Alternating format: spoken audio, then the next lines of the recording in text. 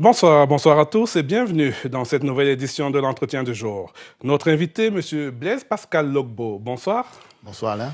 Merci d'avoir accepté notre invitation. Vous êtes le président du COPACI. Le COPACI, c'est le courant de pensée et d'action de Côte d'Ivoire.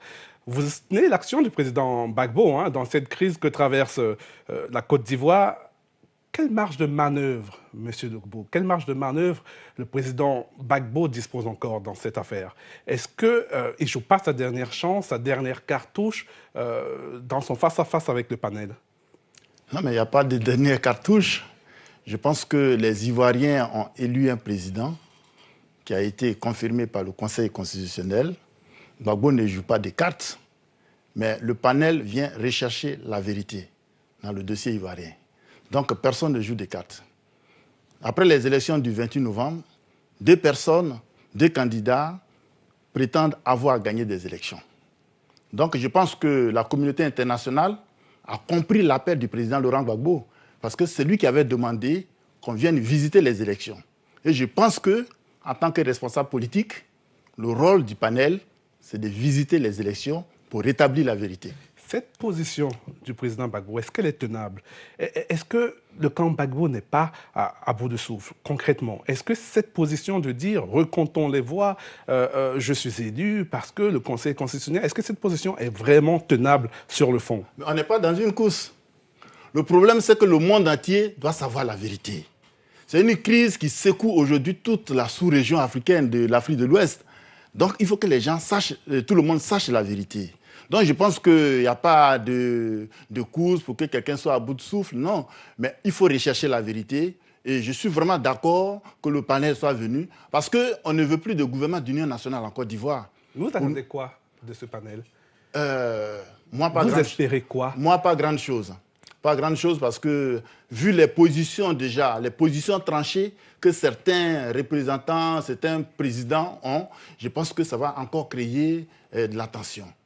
Voilà. Mais pour moi, tout ce que le panel doit faire, tout ce que moi j'attends du panel, c'est de visiter les élections, de recompter les voix, pour dire qui a effectivement gagné les élections. À partir de ce moment-là, les générations à venir auront un repère. Toute autre forme de proposition du panel ne serait pas retenue par le camp Gbagbo? Il faut seulement recompter les voix et rien d'autre? Non, mais au moins, il faut rétablir la vérité. Le problème n'est pas de savoir à qui il faut donner raison. Je pense qu'en recomptant les voix, on aura la vérité. Ce qui s'est passé en 2000 entre Al Gore et Bush, on a recompté les voix et on est tombé d'accord. Ça se passe aujourd'hui en Haïti, on recompte les voix. Ça s'est passé en Afghanistan, mais en Côte d'Ivoire aussi, il faut qu'on accepte de compter les voix. Pour que nous, parce que nous faisons la politique, demain nous serons tous candidats à certains postes, pour que celui qui a gagné ait gagné, celui qui a perdu ait perdu. Même si le panel en venant a déjà un préalable reconnu que le président élu, c'est Ouattara? Non, mais pourquoi ils ont eu un mois de recherche? Il y a eu des experts qui sont passés en Côte d'Ivoire. Et pour moi, lorsque un expert vient visiter un conflit, c'est pour faire une expertise, pour faire ressortir la vérité. Et je pense que le panel va, en quelque sorte, plancher sur l'expertise qui a été faite par la délégation d'experts qui a été envoyée en Côte d'Ivoire. Donc, ce n'est pas des calculs préétablis. Non, ce n'est pas. Si c'était des calculs préétablis, on n'aurait pas donné un mois. Ils ont donné un mois à ce panel pour que les gens puissent rechercher la vérité. Peut-être pas un mois pour dire qui est le président, puisque tout le monde dit que le président, c'est Ouattara. L'Union africaine n'a pas encore dit que c'est pas lui. Ce n'est pas eux qui décident en Côte d'Ivoire. C'est le peuple de Côte d'Ivoire qui décide qui il veut avoir comme président. Et cette décision est entérinée par un conseil constitutionnel, comme dans tous les pays du monde. Donc, nous, peuple de Côte d'Ivoire, nous suivons la décision qui a été prise par le conseil constitutionnel. Les premières décisions, les premières rencontres du panel avec les deux protagonistes ont eu lieu. Il en ressort déjà certaines petites choses. On parle de partage du pouvoir avec Ouattara comme président. On parle peut-être de nouvelles élections. Si je vous comprends bien, ces propositions-là ne vont pas dans votre sens. Nous sommes opposés à tout ce qui est opposé à notre Constitution. Voilà. Notre Constitution dit qu'après des élections, le Conseil constitutionnel proclame les résultats. Et nous avons déjà un résultat. On ne va pas aller chercher un autre président ailleurs. Nous avons déjà un chef d'État. Voilà. Donc, s'ils veulent faire un compromis, comme à Marcoussis, ça s'est passé, en 2000, Gbagbo a été élu et son pouvoir a été attaqué. Nous sommes venus à Marcoussis en janvier 2003. Il y a eu des compromis où le pouvoir a été partagé pendant 7 ans. Donc, on ne peut pas redonner le pouvoir à quelqu'un d'autre qui n'a pas gagné des élections. Ce n'est pas possible. N'est-ce pas une position jusqu'au boutiste? On a l'impression que toute autre forme de proposition que ce que vous pensez n'est pas acceptable. Non, ce n'est pas moi qui le pense. C'est la Constitution de Côte d'Ivoire qui le dit. Oui, non, mais voilà. On est dans une forme de blocage, on est dans une situation de blocage. Oui, mais... Est-ce que, pour le bien du pays, il ne faut pas arriver à une espèce d'entente qui pourrait arranger tout le monde, notamment le peuple qui souffre?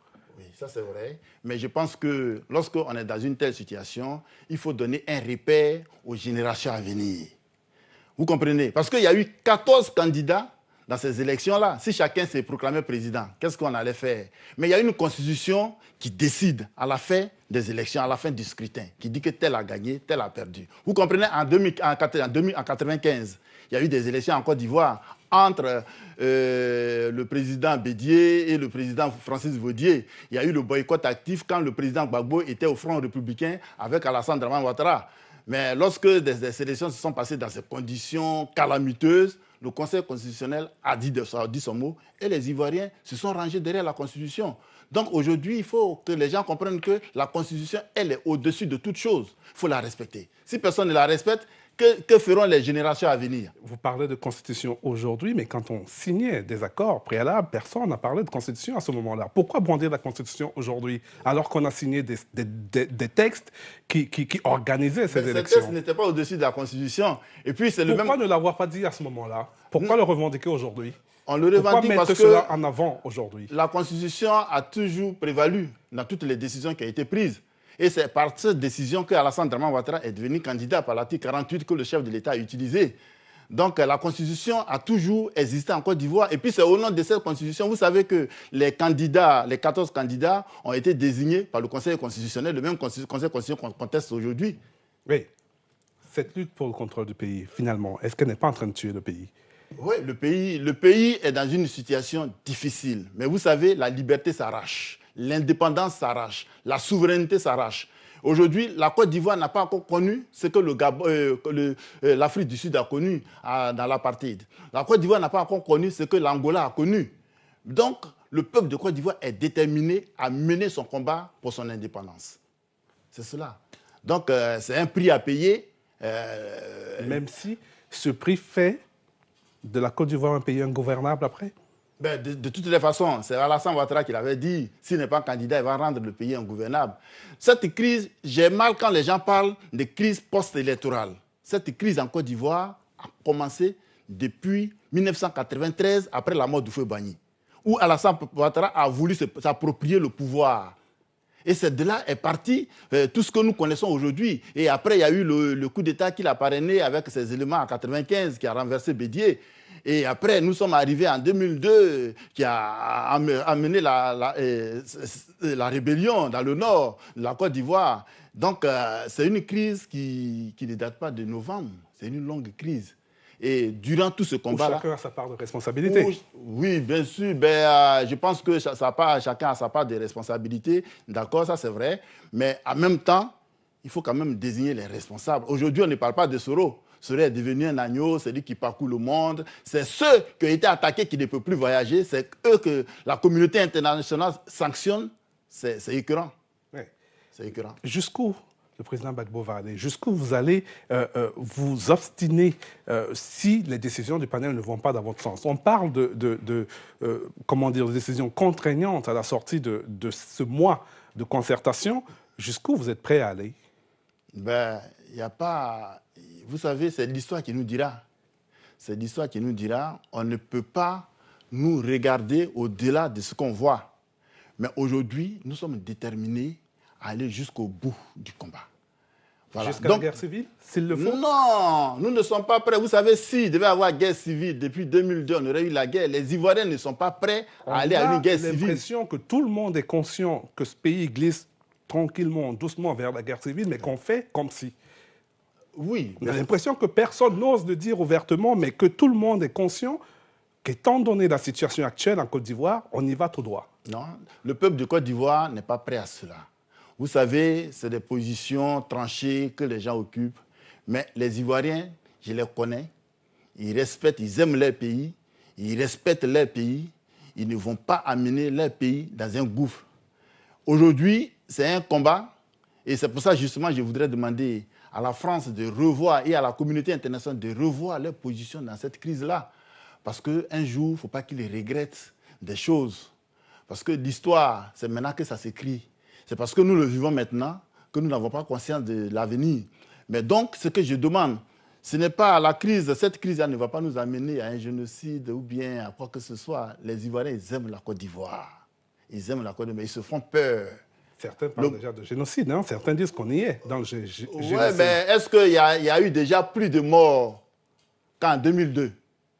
Le 19 septembre 2002, lorsque la Côte d'Ivoire a été attaquée, c'est près de 5000 morts dans une nuit, des généraux égorgés, des ministres égorgés, des gendarmes dans une fosse commune à Boaké, avec les enfants, les femmes. On n'est pas encore arrivé à cela. C'est pourquoi quand je vois les gens qui titrent déjà 200 morts... Il faut arriver à cela pour s'arrêter? Non, ça veut dire qu'on a déjà vu pire. Aujourd'hui, là où nous sommes en train de sortir de crise. Donc, il faut que la communauté internationale, au lieu de jeter l'huile sur le feu, nous aide à sortir de crise. Parce qu'on a déjà vu pire. Si on a commencé à 5000 morts, aujourd'hui on parle de 200 morts, ça veut dire que la situation s'améliore. Mais il faut qu'on nous aide à sortir de là. La crise n'a pas commencé hier. Depuis le 19 septembre 2002, dans une seule nuit, des généraux et ministres ont été égorgés. Personne n'en parle. Mais nous sommes en train de sortir de crise.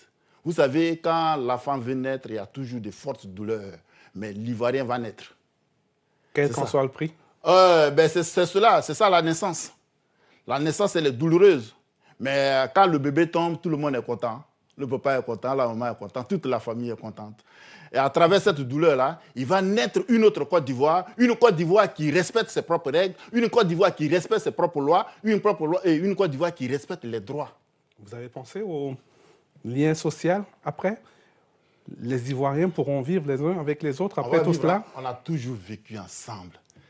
On a toujours vécu ensemble. C'est des gens qui sont allés prendre des concepts ivoirités qu'ils ont importés, qui nous ont ramenés. Sinon, les Ivoiriens ont toujours vécu ensemble, du nord au sud, de l'est à l'ouest. On a toujours vécu ensemble. Après cette crise-là, les Ivoiriens vont continuer à vivre ensemble. Merci beaucoup, M. Logbo. Je vous remercie. Merci d'avoir accepté notre invitation. Merci beaucoup. Voilà, l'entretien du jour, c'est fini. Pour aujourd'hui, rendez-vous demain, même heure, même endroit. D'ici là, restez fidèles au programme de Télé Sud.